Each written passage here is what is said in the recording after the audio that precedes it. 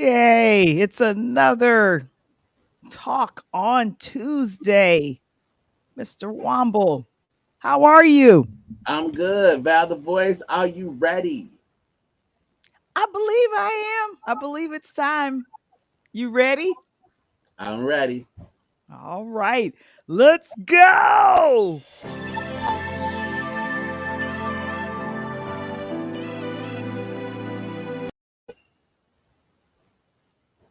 That's a take two.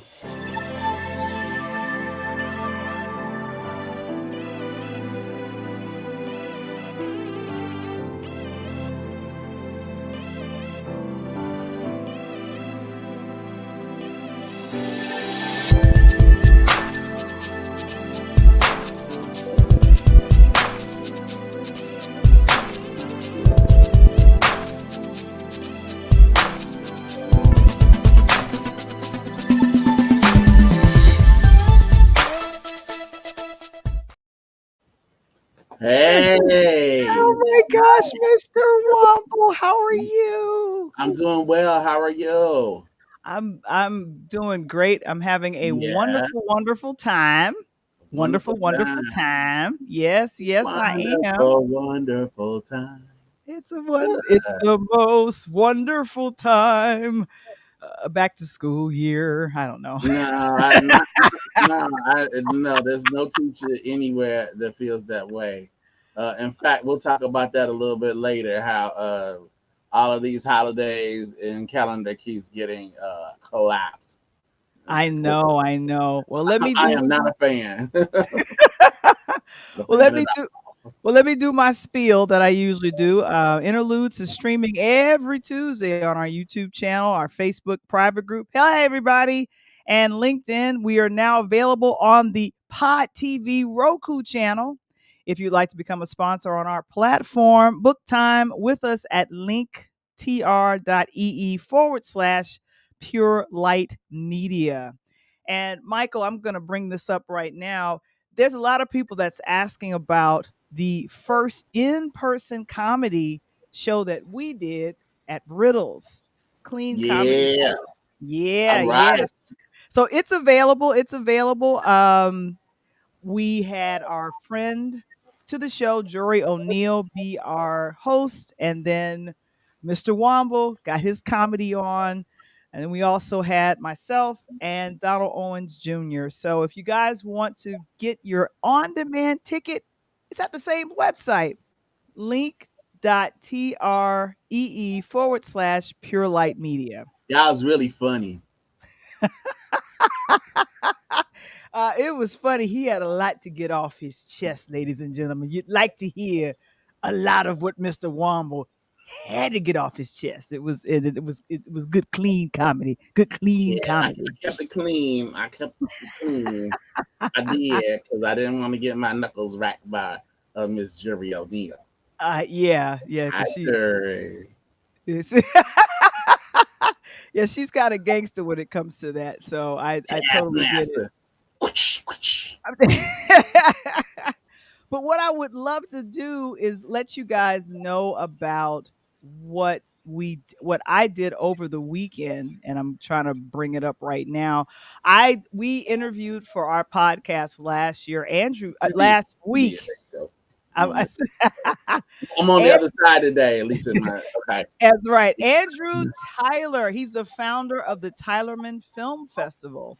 And myself and Princess, my friend to the show, we got a chance to get out there and see a lot of people here in Chicago are very familiar with in the gospel circles. Walt Whitman and the Soul Children of Chicago. They went ahead and performed at the opening, and also we got a chance. That's myself, Princess, and then guess who? Andrew Tyler's co-founder of the Tylerman Film Festival is his wife, and that's her in the beautiful, colorful outfit right there, greeting guests as they came in. And so we really had a great time checking out two short films. It was done by this gentleman, Ken Sagos, filmmaker. He had The McHenry Trial and The Secret Weapon. Uh, Princess was like, I need it to be longer because I want more. The McHenry trial was fiction. The Secret Weapon was based on real events that happened out of Birmingham, Alabama in the 1960s, dealing with some civil rights issues. So the Tylerman Film Festival wrapped up earlier at the end of on Sunday, and it'll be back next year. And we're hoping that it's just me and Princess. We just really just had a blast. So we're hoping I'll be able to go back next year and check it out. And Andrew has been great to let us know. You know, he's been great feedback and everything. So I really had a good What time. is the Yeah, secret? and what was What that? is what is the secret weapon? What's the secret weapon? Yeah, what is the secret weapon? Well, I mean, I children. know Tyler because I love his music. So I appreciate that. We want to say hello to some folks in the chat. Hey, Bruce, great to see you out there. And he says he's digging your socks 83 White Sox right, hat. yeah, Okay, back when Tony La Russa commanded your team. Don't know that what is happened. that is what's up. That is what's up. So the secret weapon deals with children that were arrested by Bull Connor, and they were being put in jails in the early 60s, and it was at the time that Martin Luther King Jr. was protesting, and they're in Birmingham, Alabama, and the children wanted to protest, but Bull Connor was like really like, no, we're going to get everybody, and we're going to put them in what they called bullpens, if I remember that correctly, and they arrested one of the in the trailer. You see a kid that's arrested that's blind. So the only thing that mattered to the main character, Bull Connor, who was actually it's based on the um, real person from Birmingham, that he was only interested in silencing the civil rights movement, especially with children. So Ken really dealt with this topic very well. A couple of the actors from that short film were there, got a chance to talk with them, and they answered some great questions. And they had two of the people that was a part of the civil rights that happened. So it was very interesting. It's good to see living history before us. That's always important to see living history, Hmm. Michael. So I was taking notes, and hopefully Ken had it financed, but he's looking for more financing to make it into a Okay, full all feature right. feature film. So yeah, the secret weapon. Yes, I believe it is the power of children. That's an excellent question.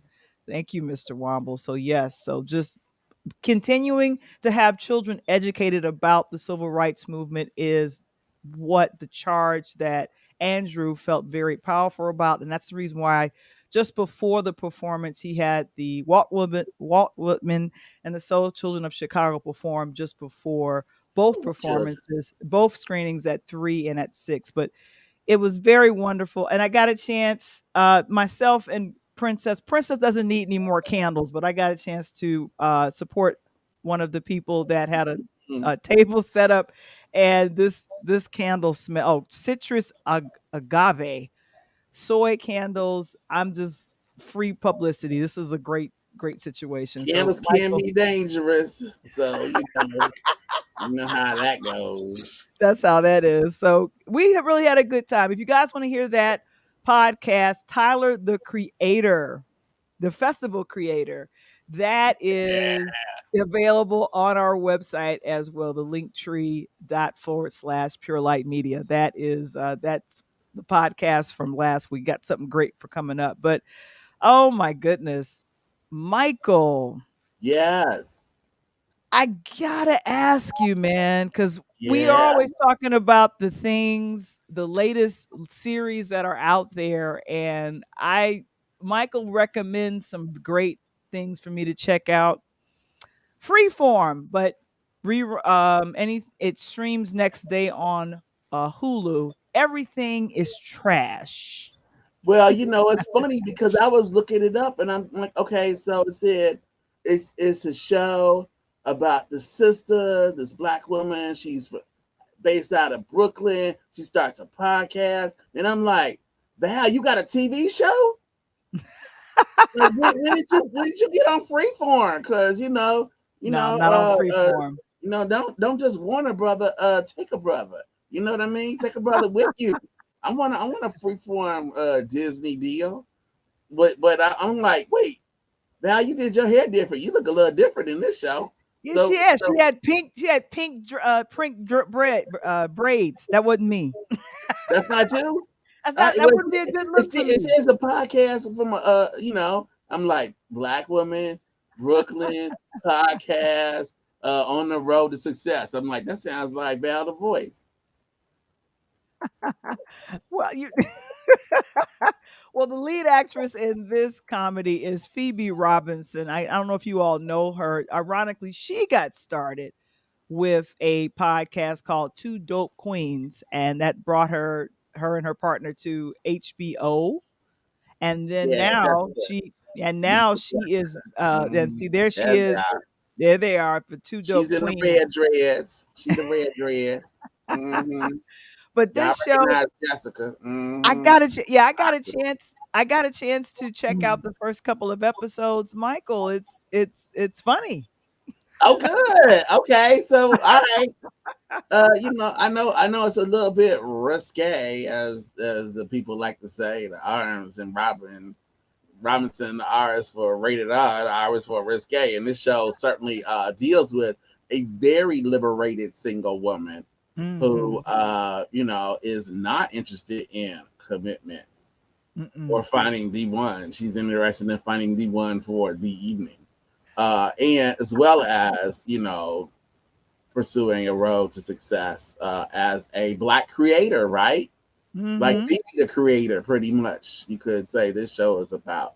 So what were your thoughts about seeing this portrayal of this woman, this black woman, in podcasting, trying to get her message out, trying to reach the people? Much I would say much of what you are doing.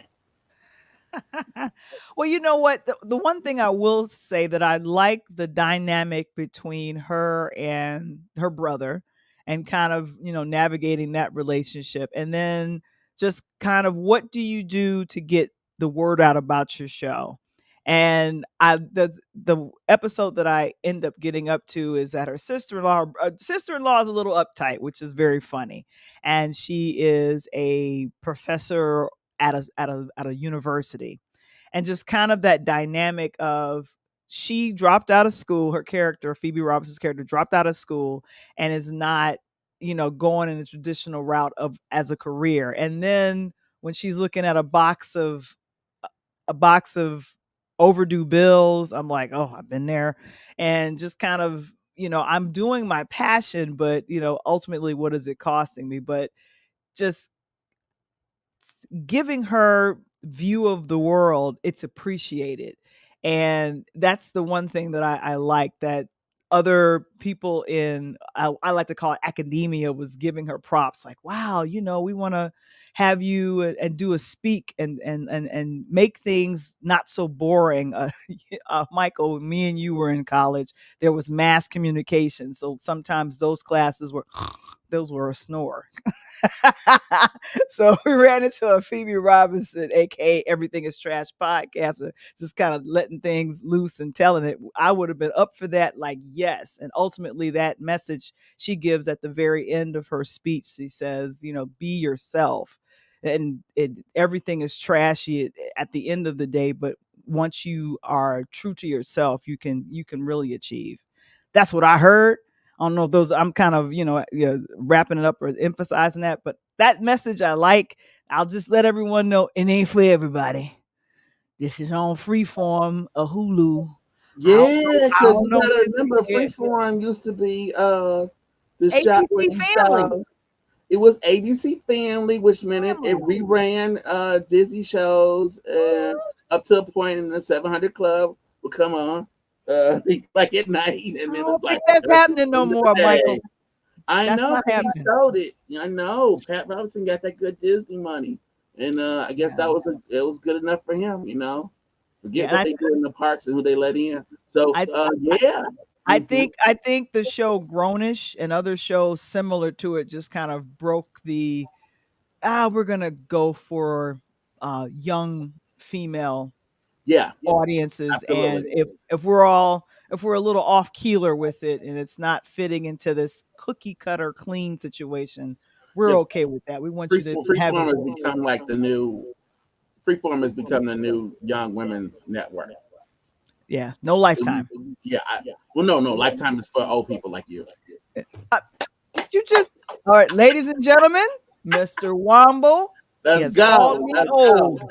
No. It's I know no. you not It's coming for younger. me. I know It's you not younger. coming for me. It's for younger people. I mean, they got that. They got some show with like little girls that drive to LA for the first time, their first apartment. I mean, Mhm. Freeform is like a young girls network. And this show, everything trash fits in it. It seems like Val. I mean, kind of getting to something that both of us have enjoyed and talked about before. It's like in the wake of the now absence of Insecure, there are all these smaller shows that I think Yeah. they're beginning to try to take up that mantle and at least get some oxygen now. Like everything is trash. There is the rap, exclamation point it show Mhm. on Yeah. which is a Issa Rae show that she's trying to fill the void. The show that she has put together in collaboration with City Girls. Which if you Mhm. want to talk about risque, how about that? I That is know. some so there are all these different expressions, and I like Phoebe's comedy. I like the fact that she has this idea of this kind of modern take on what it means to be independent and not really beholden to other people. And in that way, I think it is empowering because it allows people to express themselves. You're even talking about like her pink dreads. That's just one of the many ways that she, gives people the opportunity to be themselves. And you kind of see that in the show in different ways. I mean, I think the supporting cast around in the show is really strong. Yeah. I know you were thinking about Blackish with the fact that the showrunner, one of the showrunners from Blackish, joined her in this project. So Mhm. if you like that level, I think of I would say quality in terms of TV production, you do see it here. So I'm If you glad that you. I was interested in what you thought of it. I can have my own thoughts, but you somebody that's actually like. I mean, I read the description. I thought it was. I mean, I thought that hey, you must have got a production deal set up. I was like, good for you. Right.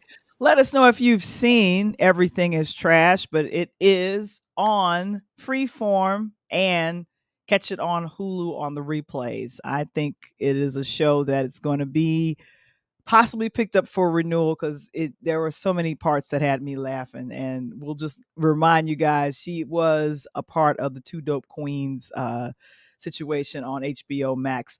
Now, I mean, uh, take transition from everything is trash to actual like trash, trash. like I all know. over upstate New York, and I trash in know. terms of the garbage that I don't know some of y'all listened to in the late '90s. I heard it. I was trying to avoid it, but it was ubiquitous. It was everywhere.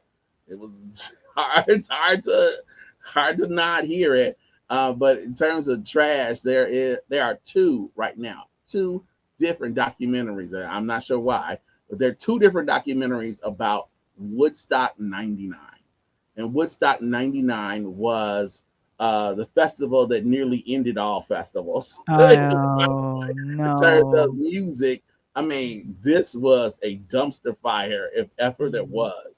It was set mm-mm. in it was set in upstate New York, of course. Woodstock, Rome.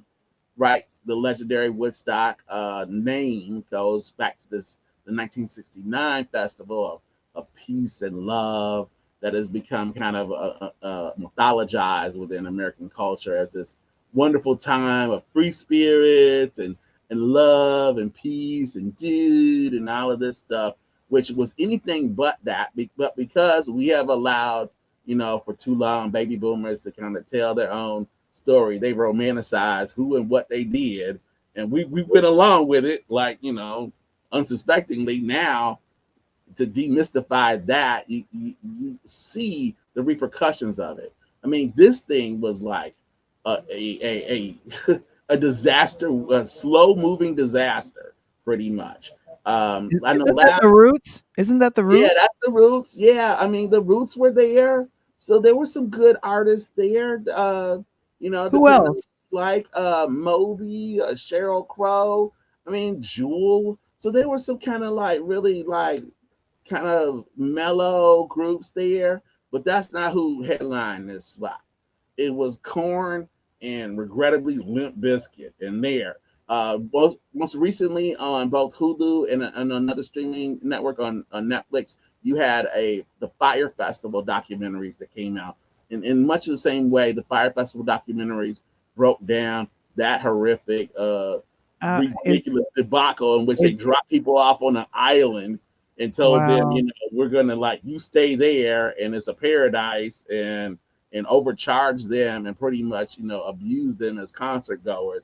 Michael, Well, is that a porta that potty on fire? Is that a porta potty yeah, on fire? well, yeah, yeah. Oh So this is no. the late '90s when you and I and some other wonderful people listening and watching. We remember the '90s. We kind of think about the early '90s. Like maybe Dr. Dre and Snoop and Nirvana and that sort of stuff where music was kind of coming together. Even like Garth Brooks and some people like really like it was big artists. That's the early '90s. The late '90s was this kind of hyper masculine white boy thrash music. And the idea that they wanted to put Woodstock, which was always about peace and love and brotherhood, but they made an audience that was just young, wild frat boys, you know, coming together, packed into this tight space, given very little food, very little water, bottles of water. Val, this is 1999. Bottles of water were $4 a bottle in 1999. I mean, if you see that now, you think you're getting gouged. So you can imagine. So there was one of these type of festivals because they had tried to do a Woodstock revival in '94, and it was so bad. People snuck in. They made no money, so they were like, "We're going to make money. So we're going to trap these people in a small amount of space. We're going to Mhm. overcharge them. We're going to give them the music that we think that they want." Or who are the biggest artists. And the biggest artists at the times were some of the biggest jerks in terms of music on the planet, like Oh Limp wow. Bizkit. Do you remember Limp Bizkit, Val? Yeah. That nurse, the dude that walked around with his hat backwards, the boy, it's I all about the nookie. The nookie is like, no, Mike, no, no, Mike, no. Mike, I Yeah. wasn't a fan. I Yeah. know. I wasn't either, but apparently they had almost like 250,000 of their fans all smashed together in upstate New York and here, and going back to you say with Princess with the beautiful candles that they got. So here's the thing, the kicker. At the end of this festival, toward the end, the founder of it, the original Woodstock for '69, he's like, "Hey, you know what would be a good idea? Let's give everybody like candles and have a candlelight ceremony at the end. So we'll pass out candles, yeah. But you know those little like cup candles? You know what I'm talking Mhm. about.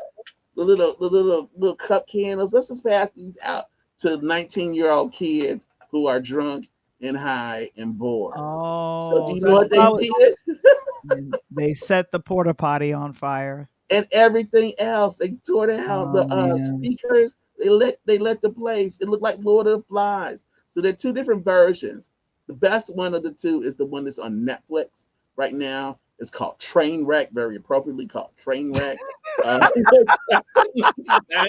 Oh it my was a god. train wreck. I mean, this was like good God awful. And Mhm. I think that it's valuable to kind of look at this because you see a lot of things that are happening now in our society that kind of come out of this. You have people kind of being forced into a small space. You have people who are very angry and we don't understand them. We're not trying to understand them, but we're fueling them with alcohol. We're fueling them with the idea that violence is good, and we're also fueling them with these ridiculous ideas of male female dynamics in terms of the sexuality. If you remember the late '90s, that's when Girls Gone Wild was happening. You Okay. remember that terribleness? So Mhm. that's the same environment. So there's a lot of like blatant sexism that almost leads into sexual violence here. On the Netflix version, you hear Ananda Lewis, DJ Ananda Lewis, who some of y'all know because she was on both BET and MTV. She was MTV VJ sister, who talks about having to cover this event and just the, I mean, being scared at times of the crowd and the way that some of these artists could whip up this crowd. And Val, it kind of reminds me, and it's a precautionary tale about how certain very charismatic people can go around and whip up crowds and have crowds, you know, at their beck and call almost that lead to violence. Hint, hint. I don't want to, give it away, but I think January 6th did. So you see Yeah. this Yeah. there, and you see it kind of like the essence of how this could happen and who these folks are. Because these, young male white teens who are angry and wanted to destroy stuff, they were in their early teens and 20s. Well, they grew up and they went to the Capitol a couple years ago. At least some of them did. Okay, so you Okay. Well, kind of so see this. so The right. Netflix version is the more interesting one. It has that Okay. Netflix thing, 1-to-1-to-1. The one on HBO, a little bit slower. It features Tariq Trotter, Black Thought. It features a lot more artists that were Oh, there, like cool. Moby, Jewel. You hear from them. You hear from the lead singer of Korn, Jonathan Davis, who, in the videos you see kind of the power that this dude had for these 15 minutes. That crowd was in the palm of So his hand. here's my thing, Michael. Of the two documentaries that covers this train wreck or whatever you want to call it, which one Yeah, would you recommend to the audience to I, watch? I recommend the Netflix Okay. one. It's real short. It moves very quickly. It gets to the point. The other one is a little bit slower. It's more methodical, kind of traditional documentary. It does give a lot of information, but it's not as entertaining as the Netflix version. Not at all. So Okay. of those, and if you remember the '90s, if you're out there and you remember the '90s, this is something I to don't check out. I It don't is. I, I don't want to remember that part of the 90s, Michael. Oh I'm no, just I gonna think I stop you. think Yeah. hey, it's like I don't history, Val. Sometimes we it need to remember so we do nope, not repeat not it. that history. Yeah, but I don't want to. Val, we got 2024 coming up. I don't want Okay. to repeat some of this history. Oh, you mean that type of history. Okay, that I Oh understand. yeah, I do Yeah. want to leave Limp Biscuit in the '90s though, Yeah, firmly in the leave them in the 90s. Hey Mark, yeah, good to but their see you. fans are of voting age now, and Right. I want us to be aware, okay? Okay, great. The backwards baseball hat became the red baseball cap. If you know what I'm Okay. saying. Now, Kiki Palmer. Uh, You Lauren showed what was Kiana that? Palmer. Lauren Kiana Palmer. Yes. Oh, From Robin. you're giving her full government South name. That's very Side. South hilarious. Side girl. South suburbs. Chicago claiming her. Oh, Yes. okay. Well, here's my thing. I saw this tweet that you sent me. Because Mhm. my girl has gone from, oh boy, where did it go? Where did she go? She's in here somewhere. Where Oh, are you, girl? Kiki Palmer is Okay. everywhere. She ain't Yeah. here. Yeah. So, but she is the recent star of Jordan Peele's Nope. But Yep. was on Twitter and looks like she was fighting to make a point of how long she's been in the game because people were saying some side comments about her. I need you to give me a heads up on what this poor child was talking about because I still remember the young lady from Makila and the Bee. I don't know. I'm just what's been going on? Oh, that's great. That's so wonderful because her sister's been on TV recently on this Hmm. reality show on ABC called Claim to Fame. And Oh, that's a show where they're like trying to figure out who famous you're related to. So when they okay. had her sister LC on there, they had her dress up like a bee as a subtle, like, hint to like who I'm related to who's famous. Oh, okay. It was wonderful. It was great because she was. Hmm. I mean, everybody knew exactly. oh my God, that's a killer in the bee. And you saw these people, now in their early 20s, like, I love that movie. That movie was so great. It was so Mhm. wonderful. And it was great to kind of even hear that comment, because when we think about where she started and where she is now, she started Yeah. singing in the choir at church. She's moved Mhm. on from there. She went through, taking over, kid and teen television, and moved on from there, blossomed into adulthood, and she's taking on these major roles. She's got the one of the biggest movies of the summer out. She's going to Right be one now. of the hosts of a game show that's going to be on NBC and Peacock called Password. They're Yeah, that relaunching that actually Password. starts tonight, actually. That starts Yeah, tonight. so she is. I mean, she's on fire. And then someone, Yay. and as you said, side comment these sideways is like, oh, it's a compliment. It's like, no, it's not. And she recognized it. They were trying to compare her to Zendaya, who was a very well known actress, Oh. actress doing well, and saying that her fame is almost like that of Zendaya's, but maybe she isn't getting the same love that Zendaya is.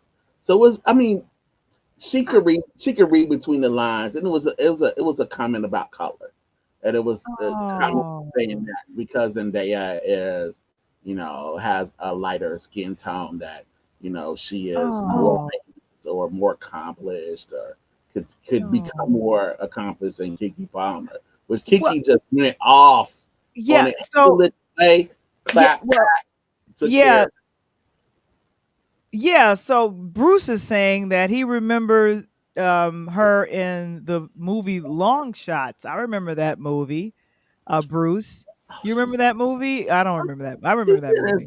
she's been in so much. She's I she's been in know. so much. I mean, And she has been in the meta universe as well. Thanks for letting us know about that, Bruce. I thank saw you. another tweet where she was on in the metaverse. I'm like, oh, that's exciting. So yeah. Right. So this idea that, oh, who's this person? You know how people are of a certain age when they're too young that they don't know anything. It's like, oh, this is new actress in this movie. No, who is she? Like, who is she? Like she's not new. She's been, and I think that's Whoa, the reason why that video that is going. I don't know if it's going viral or not, but it's on her what is this? Her Twitter page, and she's oh just yeah, no, it went she's just viral. going off, and I was Yeah, like, yeah, and she did "Is it in a that way. necessary?" No, it was like, give me my props, and she deserves that. It was no disrespect to Zendaya. She Okay. understood what the remark was about. Yeah. So So it she. had to do with the fact that, oh well, you have this other person, this young black woman, and then the other thing that Kiki kind of is pointing out here is that, why we got to compare the two of them? Why are you comparing these two people? What about other people? What about, like, somebody like Ariana Grande? Or what about other people who have been on Nickelodeon, been on Disney, had these shows, and continued into their adulthood in entertainment? Why did you pick these two people? Right. So there's like this kind of inherent, not just colorism, almost like racism there. Like, why are you comparing these two women together? Why not some other people? So she handled it appropriately. It went viral. Everything she's doing right now is she's pushing all the right buttons, literally, on her phone, as well Yeah. as as well as the role that she's picking. So I just think that we should, like, at least acknowledge how well she's crushing things right now. And Right, she, exactly. So well, you know what? That is a little nuts with what's been going on with her and the girl from Robinson Love. yeah. So I'm just thinking if you have a track record of doing great I mean, I'm sorry, feature films. You've been in feature films, you've been in television, you've been in sitcoms, you've been all over the place. You do not have to prove or say anything, but she's a millennial, she's new. I guess she's, I mean, not new, but I think she's millennial, and no one has kind of said, "Hey, look, you don't have to put it all out there in the street." And trolls will come for you. Trolls are going to come for you. Ooh, won't be as They're many now. gonna be, yeah, they're gonna be gunning for you. So it's just No, no, no, absolutely no, no. nuts. Won't be as many not coming from her. Because if she can clap back like that, That's gonna set the tone. Oh Like, my gosh. Oh oh, I my think gosh. so. Oh, you don't think so? Well, The people can handle that when they take care of it. Everything is trash when they trying to tweet it out. Won't be as much trash to take out when you like e- clap back e- like that. exactly. Well, now, Michael, it is our time to go to our sports. So, as usual, it is time for. Oh, it's supposed to come up before. Don't do that. I'm having issues, tech issues here. It's time for Yeah. Coach Tony. Here Oh, he I know who that is. is. I know him. Hey, what up? Yay. I got the Bears in the house tonight, Mike. I Oh, know, here right? we go. We are transitioning. We transitioning from the boys of summer to the boys of fall. The men The, of the, fall is the coming, huh? only part about it is for promotional purposes only. The Bears are a plus 1,200 to even win the division. Oh well, you could make a big profit off of that. I mean, thank Yes, sir. goodness that the last regime of the Bears is so terrible. It gives those that wager lots of room to make a fortune. You already know that. If they do well. And Val, even though I was sitting backstage, I'm waiting. I got so upset. Had to do a Musa because you were talking about the movie for the Alabama. I got special place with that because my family is from that area, and I got family that was part of uh, the Montgomery bus boycott. That's part of the sit-ins. So when you talk about that, I remember as a kid going down and visiting family members, and that name, and of course, none other than Governor Wallace was synonymous. So I guess I can't wait till this movie come out because I definitely want to see it because everyone's got a different perspective. You know what I mean? And I would love to see it when it comes out. Exactly, exactly. So, we have a special guest tonight, and this is actually my special guest, Mr. Wamble. Got a chance to talk with a good friend of mine. She is a former NFL cheerleader, and she's made a lot of friends in the industry. And I like when I'm able to bring on people that are from Chicago. So that's always a fun thing. I wanted to go ahead and introduce our guest for tonight, former Minnesota Viking and also a coach, Mr. Mark May. How you doing? Hi, Mr. May. All right, Skull. It's May, Mr. South Shore himself. You What's know, going on? Good evening, sir. Yes. How you doing? I'm doing great. Oh, you All sound right. great. I love the sound coming from the phone. He said, I'm going to sign in on my iPhone. I'm like, come on now. So we got coaches on the platform here. Tony, go for it. I just want to tell you, it's great I told him I had to put my Bears hat on for you tonight, though, and Oh, let you know. I know you part of the Purple People Eater, but you got to keep it Southside.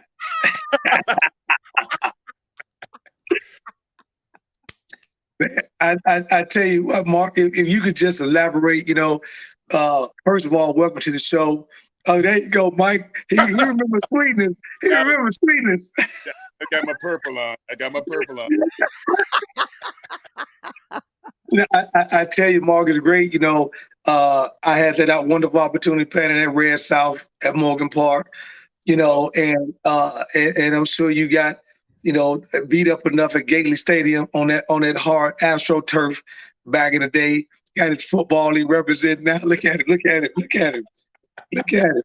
So Mark was just talking about the Bears' chance of winning the NFC North this year is a plus 1,200. So what's your take? No, What's your take on what's going on right now with the Aaron Rodgers situation and outside of Green Bay? Who else is looking to push for possibly the division champ? if Kirk Cousins can find a receiver every now and then, I would go with my guy. Right. No, we can't. No, we can't. Now, I think it's the Packers to lose, to tell you the truth. Yeah. Detroit is, after all, Detroit. The Bears, they'll be better, but I don't know if they'll be. They have enough assets and talent to take over. Oh, okay. And you came through the opportunity when you came through Chicago, through South Shore, playing ball. People don't realize, the transition. The city ball actually helped you out, because one thing I love about you, a Big Ten guy, so I'm Big Ten in my heart all day, every day, and then to make that move, you never had the opportunity to play in an indoor stadium for the most part as a home team, because South Shore played outside, Purdue played outside, and then you went up to Minnesota, obviously, and played outside. We were indoors by then. Oh, were you? Okay. Yeah, we practiced indoors too. That weather was something else. I know. I thought Chicago weather was bad. I know Minnesota was off the hook. The worst we had, it was walking from the locker room to the practice bubble. You could make that 50-yard walk, you were good. Oh man, I tell you, that's how. Well, what kind of advice did you give these young kids nowadays? Because today I was listening to the radio, and they were comparing what's going on in the NBA. How the players are basically open. If I want to play with Mark and I want to play with Val, I just make that decision that that's what I want as my trio, and I make it happen. But in the football, you got somebody like Aaron Rodgers who basically told Green Bay what he was going to do.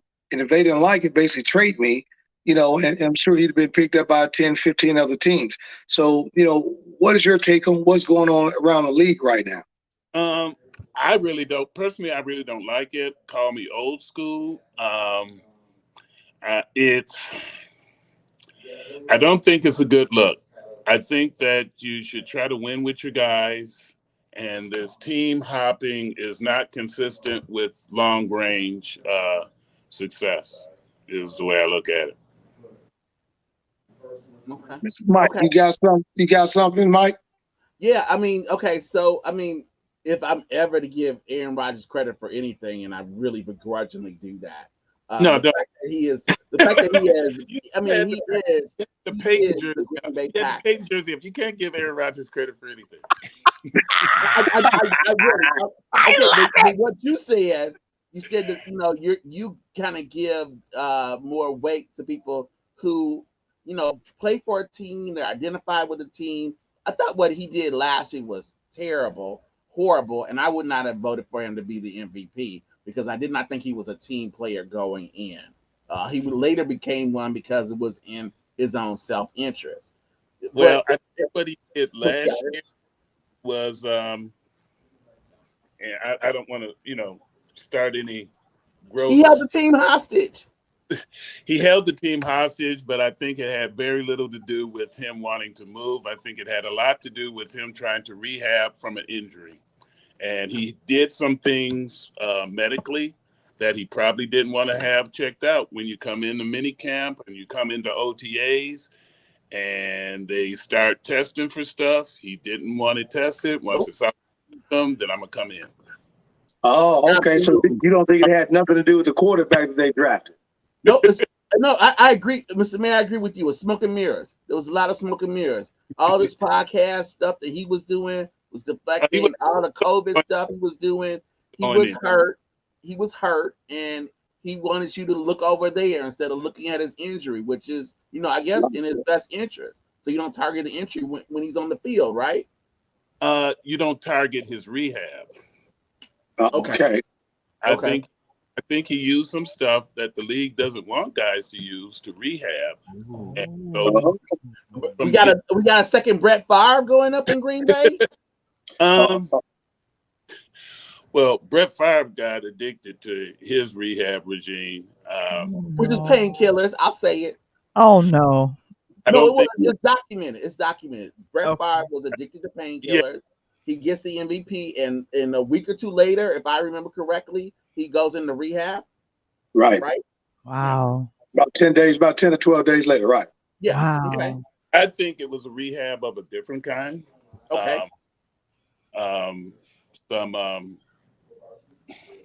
Better football through chemistry. That's all I'm going to say. Okay. Got it. He was taking the Olympic route. The Russian Olympic route. Yeah, something like that. Something right. like that. Gotcha. Something that Gotcha. Because the NFL doesn't. Because quote unquote, they don't care, do they? Huh?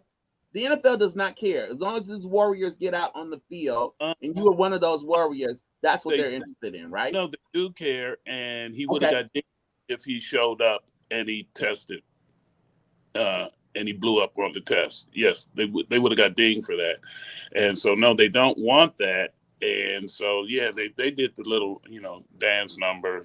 I believe I must stay. I must leave. I must stay. Right. And I tell you something else too, Mr. May. Mark and I just had an opportunity to discuss. I want to get your opinion on this.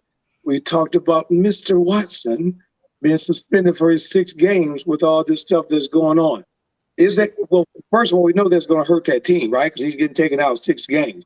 But do you think or feel that 6-game suspension was good or should have been longer? They were going to have to suspend him for something. Right. They already got the guy from Indianapolis. What is it? Jacoby. Yeah, Jacoby. Yep. Yeah, and so they'll be protected for the first 6 games. Yeah. Well, we have a question from the audience for you, Mr. May. Yeah. Mark, didn't you briefly play for the Cowboys as well as the New Jersey Generals when Herschel Walker was there? Yeah. There's a lot of questions for that. Michael, go. Oh boy. Now Herschel's in the politics down here. Yeah. U.S. Senate candidate out of Georgia. Brother used to be all the time about Herschel, and all I'll say is, when I played with him, he was cool.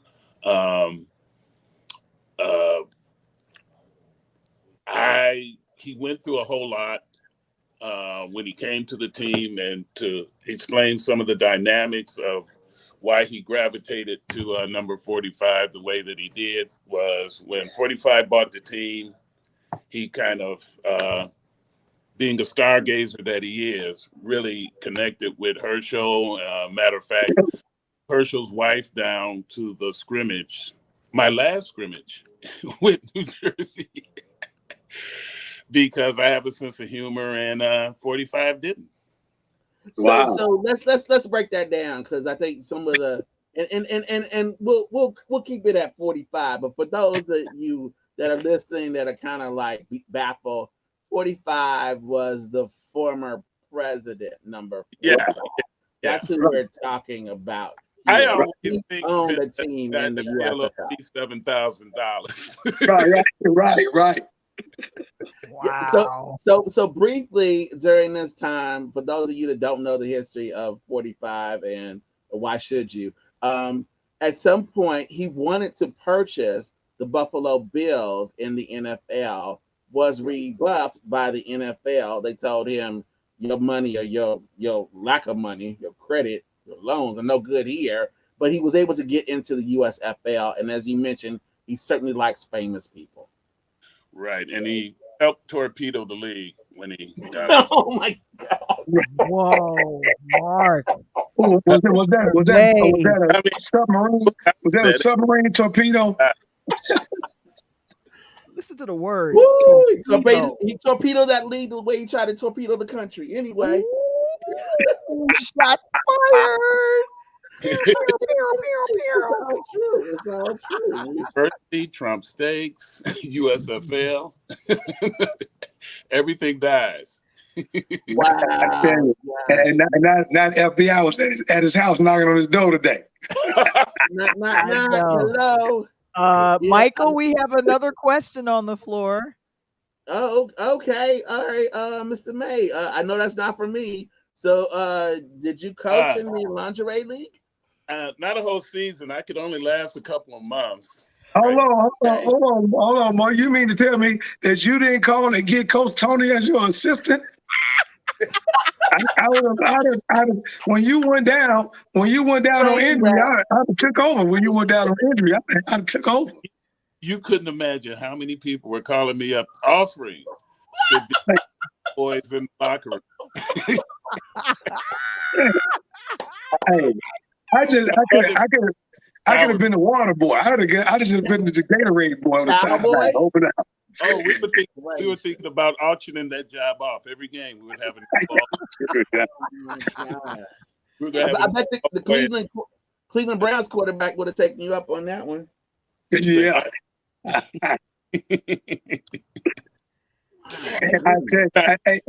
Mark, when you was coming through on that side of the house, who did you think that was the most interesting player that you played with at the time? The most interesting. Ooh. Coach Tony with the questions. That's a good one. Herschel was pretty interesting, to tell you the truth. However, he's interesting now, but go ahead. However, so is his son. I started out with the Chicago Blitz in the USFL, and the one player that I learned the most from was probably Greg Landry. Okay. All right.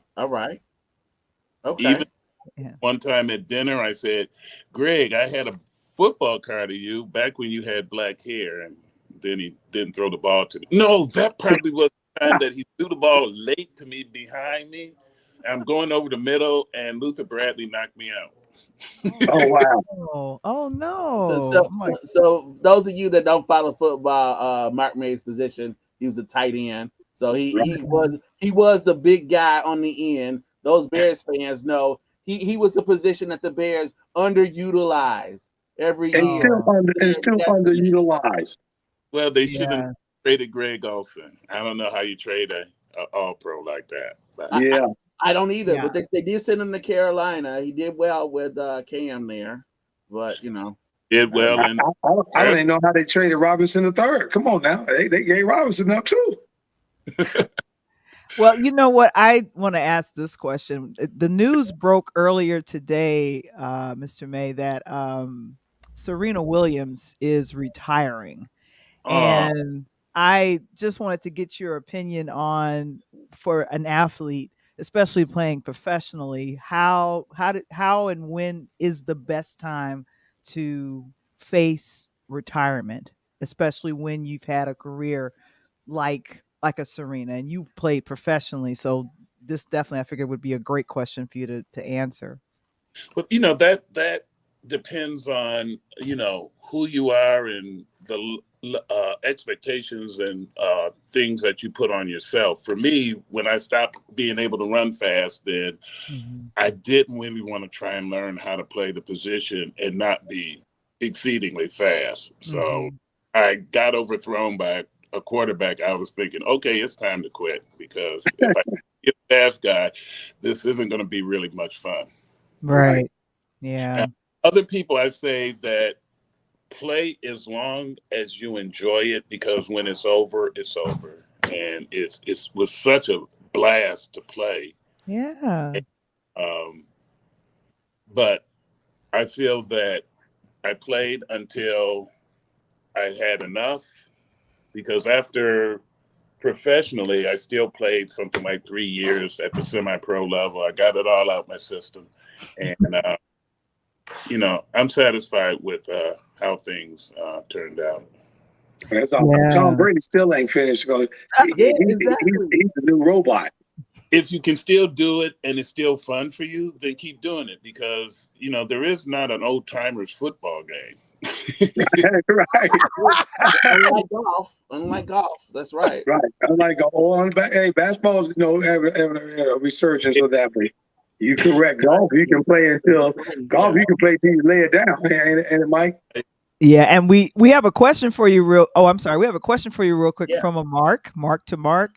Who do you see being the champion of NFL this year? Who should be the champion?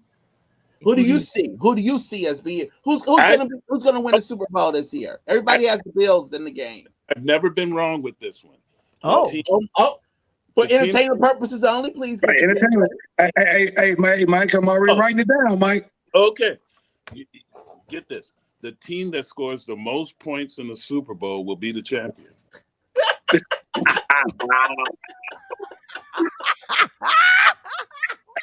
I had pen and paper ready, Mark. What is Hey, this? Mike. Hey, Mike. That Right, bet, man, that promotional purpose may only give us 2-1, man. That may only give us 2-1, man. All right. So, Mr. Man, who do you see in the Super Bowl? Is it right preseason right now? Is the first game that's going to kick off the season, the Rams and the Bills? That's why NBC has that game. They think that that's going to be the Super Bowl at the end of the year. Do you agree? I don't think the Rams will get back. The Bills may get there, but who knows? They got to come to Tennessee, that Mark. They got to come down here and see me. They got to come through my boys down here with Derrick Henry and company. Yeah, if Derrick Henry's healthy, then that's a different beast. Wait. Oh, Tony, what's the company? Yeah. Hey, listen, let me tell you something. Direct snap the ball to Derrick Henry. There are no other players on the offense. Come on. No, there's not, but we're gonna take a few. We got a couple new pieces. We got a couple new pieces. I'm on that one. I mean, you're a one-man team. I mean, which is better standing in the Dallas Cowboys. They are a no-man team, so I don't understand. Oh, I don't like anymore. Nope. What's that? What's that, sir? I said I don't like Dallas anymore. They fired my guy. Yeah, I agree. When they fired Tom Landry, the way they fired Tom Landry, he was my coach when I was in Dallas. I love Tom. You played for Tom Landry. Yeah, I was in camp there. Yeah. Wow. I mean, the old doomsday defense. Oh my God, that was one of the first football coaches that I really like. I remember watching him. I remember the hat, and I didn't even know at the time why he wore the hat or what it was. Found out later. Oh, yep. Tom Landry. I mean, Well, okay. I'll tell you why he was the way he was. He looked very stoic, never ruffled. And, when you signed with Dallas, they would send you a propaganda packet. Part of it was the reason why we're not paying you so much is we always get to the playoffs, so you'll get a bonus. But Landry's theory was no matter what the situation was, if you look at him, they could be down by 14 points. You look at him and he's cool and calm. So what is 14 points and we're 3 minutes left in the game? We can still do this. And sometimes, a lot of times they did. And so he always felt that he had to show that he was a strong, confident leader. And what he doesn't get credit for, he was very dry wit, very funny, humorous. Yeah. Okay. Wow. That's amazing. Last time I rooted for Dallas, so you bring. Yeah, that's a long time ago. But I tell you, he got one of my favorite players down there, Mr. Morgan. That was Mr. Tennessee State HBCU himself, and Ed Too Tall Jones. Oh yeah. He was down there. One of the things that really impressed me about Coach Landry was the first day the rookies were in camp, and he says that the one player that he was proudest of, and it made an effect on me as a coach, he's got Tony Dorsett on his team. He's got Drew Pearson on his team. He's had Roger Staubach on his team. He said the one player that made him the proudest was this guy, Mike Wilson, who had since gone to the San Francisco 49ers. He said because when Wilson came to the team, he was not an NFL player. When he left the team, he was an NFL player. And it mattered him that he told all of us in the room that you are better for being in camp with Dallas. And that's what mattered to him, that everybody were better for the experience. And I certainly was. And that is impacted how I coach. I want to make sure that where are you coaching right now, Mr. Mark? I'm coaching at De La Salle. That's here in Chicago. Hey, that's old De La Salle. I spent my freshman year at Mendel. That we know before I went to Morgan Park. So, that's that old Catholic league out there. But that's nice. Going into season here, I'm varsity tight end and special teams coach, and I'm also coaching basketball at the freshman level. Not Wow. I a basketball whiz or anything, or even played Sure. it. Well, I No. tell you what, I the got the starting point guard on varsity is my guy. That's TD, my guy, my frat brother, Tony Bailey's son, starting point guard at De La Salle this year. So he'll oh, be doing something big time. So I got to tune in and what De La Salle going to do this year. um, depending upon, we've got a lot of good young pups coming in, and they're scary good. And Wow. I don't know how much they'll get beat up this season because, I mean, freshmen going up against upperclassmen, you're going to take your lumps early. But if it doesn't beat them up too much mentally, this team is going to make some noise. Oh, These, okay. All right, it, Coach. I got one last question for you, real quick. sure. Because I heard it just, and we'll wrap with this. Because as a coach, I know safety is really important. You're working with these young people. You're teaching them the game, how to play it right. There was a story locally here in Illinois about football helmets. The fact that the football helmets get sent down to a company downstate to get refurbished, to get put together so that people can use them for their practices to get ready for the season. And then there was a delay. And according to reporters, the last time I checked, a lot of schools had not received their football helmets back, which is making it a little bit difficult and could run into some problems. Well, Does yeah. does the public league, does the city, do they have these helmets? Have they come back? Are Um, they ready to go? Are the kids ready to go? for some of the schools, I saw in the paper today that Morgan Park got their helmets in yesterday, the first day of practice. Rydell takes the helmets, they recondition them, and then they time out the ones that need to be timed out. Now, the only bug in the system is the coaches at these schools have to send the helmets to Rydell in a timely fashion. If you don't send it to them until April, you may not get them back until August. But if you send them right at the end of the season in December, you will get them back on time. I know Okay. when Wow. we were at St. Lawrence, we would send them in on time and we would get them back on time. Okay. So this There is you maybe go, a Mike. matter of the schools not sending them out on time, or maybe the schools Uh, wanted to pop, get more practices in, more use of those helmets. well, you're not supposed to be practicing in February. Right, Well, Mike. you also, in Aaron Rodgers' case, right? You're not supposed to be doing other things either, maybe. Allegedly. There's more shots fired, Michael. Oh my gosh. Oh my gosh. Guys, we want to thank our former Minnesota Viking and current high school coach Mark Bates for joining us. Give him a round of Alabama. Yeah, applause. yeah. Right. Woo! Oh my Thank gosh. you, sir. Mark, come back and join us anytime. We love Okay. your thoughts, and I have a lot of respect for you because you played with Herschel Walker. Yeah, you have my respect. Mark. he, You he have was Yeah. my he was respect. really a good guy. He was really a good guy to me, at least. And Yeah. the key to that statement, the key word to that statement is was. Right, Mark, right, right. thank you so very much for joining us. Meow. And thank you so much, sir. All right, coach. Man, Hey. hey, you know what I like about that whole entire statement he said, Val? What? That Morgan Park got the helmets back first. Oh man. Rooting for the So, hey, Mike, I don't care Yeah. what Serena and Julian do, but we're going to be ready. Yeah, That's yeah. We right. ready. We ready. He Yeah, ready. He I might ready. try to catch a game this year. Yeah. Well, Yeah. coach, My school got a new coach. We'll see how that works out. I'll let y'all know later. coach, Hey, we'll you see know you I love next. you guys. We'll see you next Appreciate week. Peace. Thank you so much, it. coach. Oh my gosh. Man, oh man. I thought I'd let things roll a little bit longer. Normally we When you turn into Taco Tuesday, you never know what you're gonna get. That was quite entertaining for sure.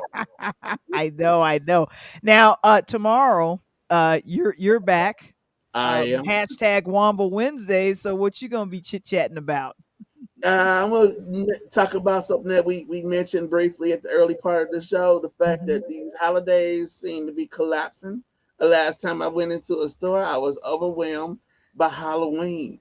Oh Man, no. it just turned August.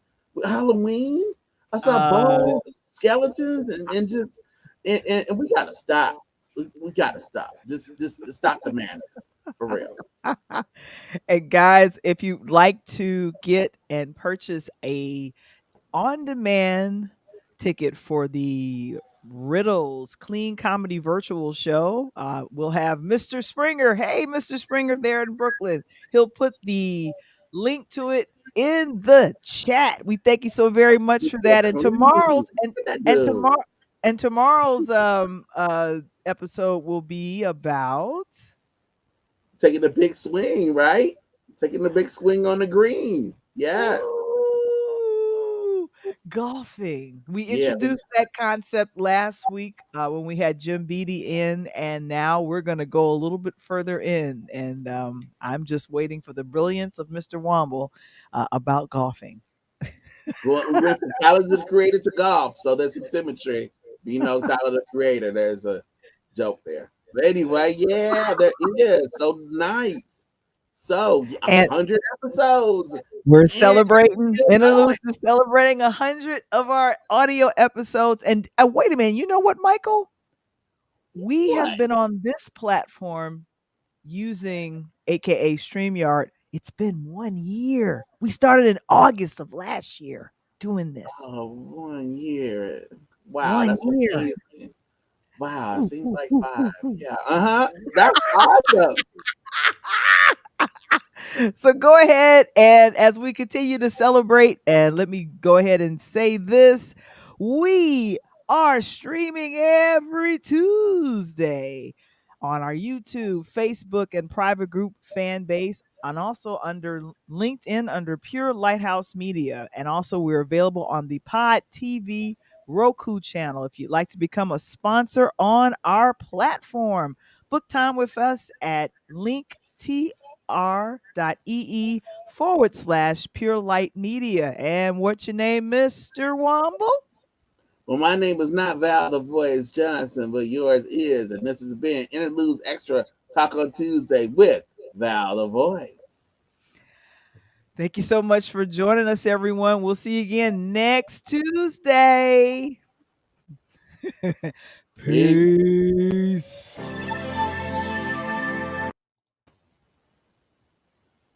And 1 and 2.